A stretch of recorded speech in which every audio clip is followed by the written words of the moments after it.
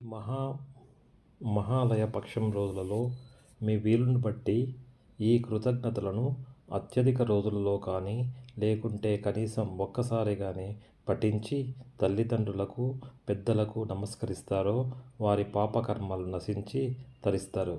ఈ కృతజ్ఞతలను ప్రయత్నపూర్వకంగా ఎవరైతే పితృశ్రాద్ధం నాడు లేదా ప్రతిరోజు ఉదయం లేదా పుట్టినరోజు నాడు తమ తల్లిదండ్రులకు నమస్కరించి పఠిస్తారో వారికి దుర్లభమైనది అంటూ ఏదీ ఉండదు.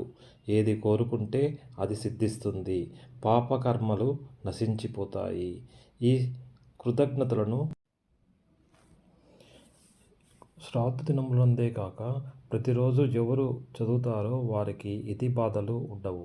ఎవరైనా వారి పితరుల విషయంలో తప్పు చేసి ఉంటే పశ్చాత్తాపంతో ఈ కృతజ్ఞతలను చదివితే ప్రాయశ్చిత్తం కలుగుతుంది. అంతేకాక